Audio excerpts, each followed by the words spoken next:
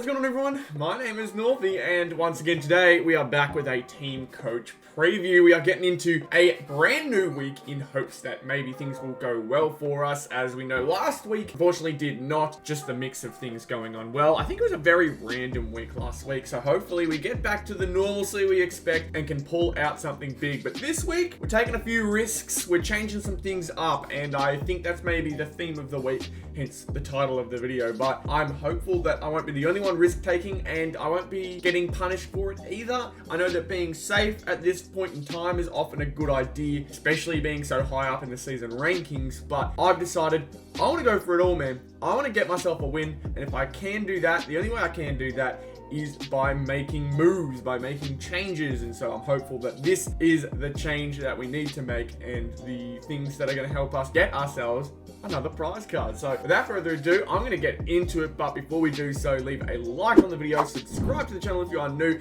I recently put out a poll asking where you guys came from, and this series isn't showing all that much love. Not many people do subscribe from these in particular. You may be watching it right now thinking, I love these videos, what are you talking about? But at the same time, if you are new here and enjoy what I do, be sure to subscribe. These reviews and previews are something I love to do and have been something that no matter what the result of the video and analytics or how it's going on YouTube, I always love to upload these videos. So please make sure, show your support by subscribing to the channel. Everything is very much appreciated. So now, with all that rambling out of the way, let's get into our team coach. So here we are, of course, we are on the main landing page here, and we are going to start off with our tips as per usual. You can see some things here and there that are going to be interesting matchups, like this Dogs Richmond matchup is going to be a very interesting test for both the Tigers and the Dogs. We know that the Tigers have had a bit of a rough season with the occasional big win, like against Sydney, that was big for them, but the Dogs also need to show themselves that they're not one of the ones that are supposed to be at the bottom. Their loss to Hawthorn would have made them feel awful, so this will be a test for them.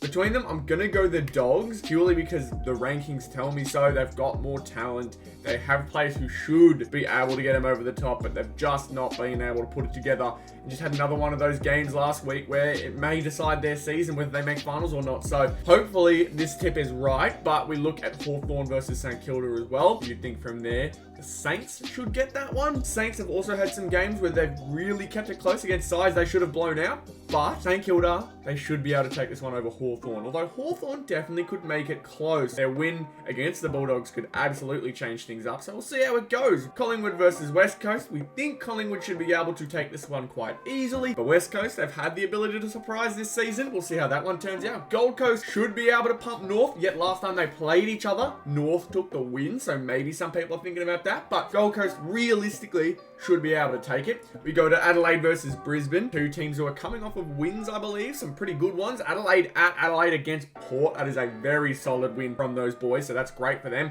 And then Brisbane smacking Gold Coast. They really did pass little tests there, so this could be anyone's game. It's at Adelaide again, so could go any way, and I'm gonna stick with Adelaide. I think Adelaide will be able to take it. Then we go Essendon versus Giants. I'm lucky enough to be able to go and see this one, and I'm thinking that the Giants are going to take it. They ended up pumping them by 130 last year, so maybe we see a repeat. I don't expect it like at all, but the Giants absolutely can put up their worth, and it'll be a fun game to watch. Then we go Sydney versus Freo at WA. This could be another fun one. Freo, they managed to have themselves some good performances there, so it'll be good to see if they can do it again. I'm going to swing Sydney's way. They've looked very, very good all year, so it'll be nice to see the result there. Then we got Carlton versus Melbourne, which I'm super excited for. This is going to be a really fun game. I think off of form, Melbourne are going to take it, but Carlton absolutely could take it. They only lost by a little bit against Geelong, a little bit against Magpies. I think Melbourne will take it, but that didn't make it 3 in a row. It's just up to whether people think Carlton are going to lose 3 in a row. We'll have to wait and see, man. And then Geelong finally not undefeated. They are coming up against, though, a pretty poor power side from last week. I still think Geelong are the ones to tip here. I'm confident with that Geelong tip,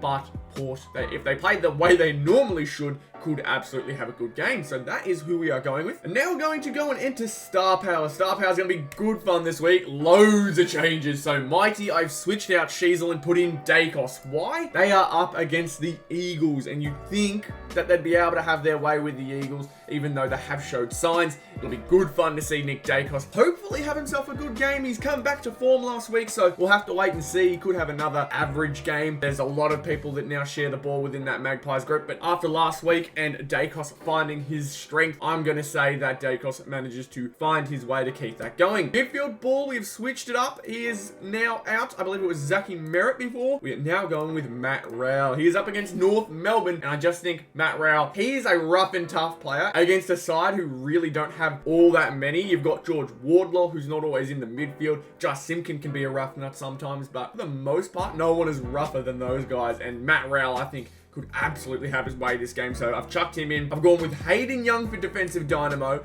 I think Lockie has started to become too safe of a pick, while Hayden Young, he's starting to get more and more involved in the midfield for Freo, and he's having big games this year, so we're chucking him in. And then other than that, we've got Nick Martin staying in there and Maxi Gawn also staying in there for our next gen and Trailblazer cards. Those are the only ones that are staying in there, and I'm confident with those ones for sure. Although Dorco absolutely smashed everyone last week, and there were definitely better players than Maxi, he remains one of the consistent ones this year, and I think it's just smart to keep him in. So that's Silver. We know we didn't have a great week last week for our Silver Star Powers, but we're second for the season overall, so hopefully we can get 600 plus. That'll be a massive win, but I do not expect that at all, because 600 plus is a very difficult task.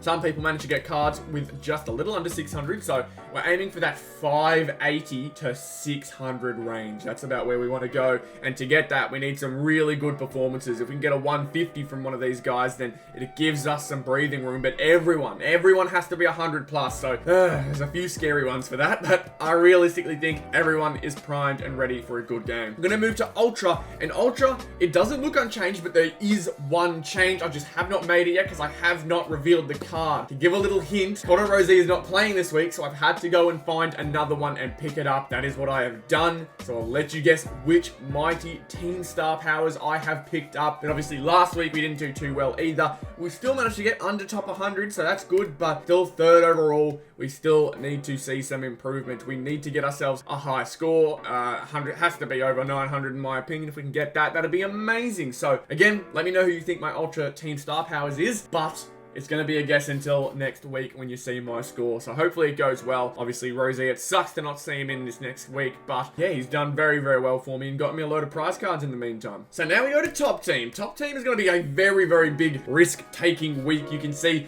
a lot of changes. There's obviously the two made in top 4, if you remember from last week. We keep Heaney because Heaney, even in his bad weeks, finds a way to still be the top dog. So it's very interesting to see that. But Maxi Gawn also keeps his spot. I think even though he didn't get over 100 this week, he still absolutely has a chance to do his thing. Only the 20 hitouts compared to his usual 35, so if you can just up that back up, we'll be okay. And then the disposals as well, down a little bit. So there's things here and there that can absolutely be fixed up, and if we can catch him on his good week, hopefully again, we'll be able to see the results. Noah Anderson, it goes back to that North Melbourne thing, man. I could have put Rowell in, but I have a bit more faith with Anderson. He likes to get involved more with the easy touches, while Rowell is in and under with quick hand passes, and as awesome of a thing that is for Matt Rowell to do, and as much improvement as you've seen throughout the year. Noah Anderson's game style gets fantasy points. He lays the occasional tackle, which Matt Rowell absolutely does, so that's a positive for Matt Rowell when picking him, but marks usually goes Anderson's way. He usually finds himself getting more disposals, more involved with the play,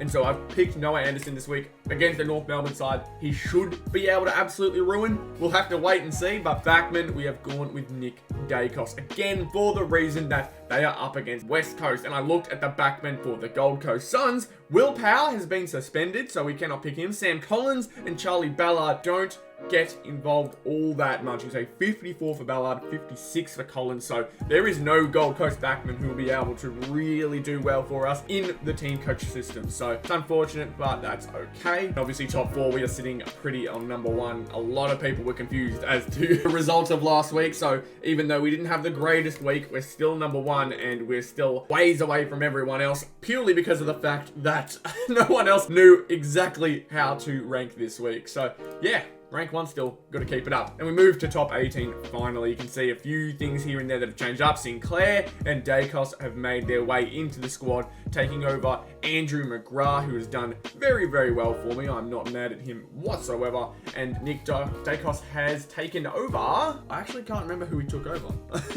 That's really bad. I shouldn't forget that. I changed it not that long ago. Jacob Wiedering, and yeah, Jacob Wiedering was a bit of a test. Only the 49 disposals, 49 points, should I say. If he had 49 disposals, that'd be amazing, but no, just the 49 points, and so Dacos has taken the spot because he's a bit safer. At least he should be. He's up against a West Coast side that he should be able to get his way around. So that's a pretty basic look at the backman. Was thinking maybe Bradley Hill, but Jack Sinclair is starting to find his form once again. It's always either Sinclair or Hill. One of them absolutely pops off, and you just have to find them at the right time. That's really all you can do. But we move to the midfield once again. We keep Maxi Gawn and Noah Anderson, as we saw in top 4. Dunkley stays in. No reason to take him out. He's probably one of Brisbane's best performers at the moment. Caleb Sarong, another great week for him. Hopefully he can keep that up. Dak Merritt, who has remained Mr. Consistent for me this year, hasn't really dropped too low or too high of 117, which is fine by me. And the Bont gets a run because he is coming up against a Richmond side that realistically he should be able to have his way with. It'll be interesting to see if he finds himself more in the midfield or the forward line. I know that when he came up against West Coast, he was put down in the forward line, so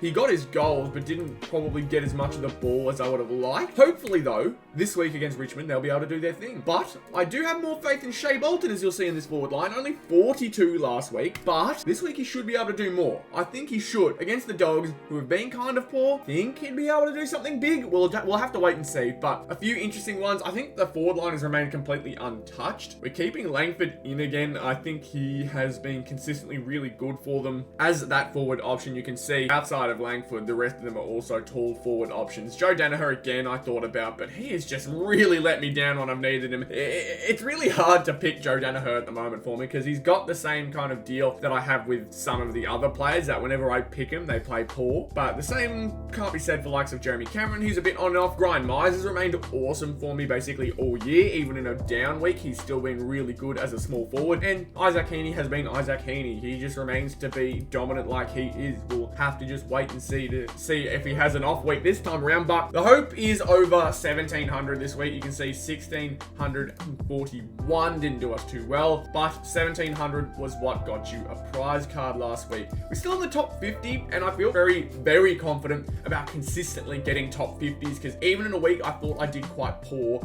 I managed to get myself in that top 50 range. It's just about going up the season rank now, seeing how far we can go in there, because Jason Collectibles has just overpassed me. He's just overtaken me, so I need to get that spot back. That is all, however, for this week's Team Coach run. So yeah, the preview, definitely a few things here and there that are going to be risky. It's the Noah Anderson, it's the Matt Rao that are really worrying me, because if North manage to pull something off, I won't know what to do. But it's going to be a fun week. Hopefully a prize card once again on the way, because I've got plenty still to come, and I've got some that I'm going to open very soon. So I'm really keen. Keep an eye out for Sunday, because that's when I'm trying to do these like pack opening or subscriber opening videos. It's good fun, so I hope that you guys will enjoy it. But yeah, thank you again for watching this video. If you enjoyed it, be sure to leave a like, subscribe to the channel if you are new. Everything is always very, very, very much appreciated, as per usual. Appreciate all the support, and again, be sure to subscribe. I will mention it again, I left a poll, so if you found me from Team Coach pack openings or select pack openings or Fall Guys even, I've got a few Fall Guys, be sure to respond over there as well, because everything is always very much appreciated. Shows who's active, shows who has been watching and is still watching, so I appreciate it all very, very much, and yeah, I'll see you all in the next one.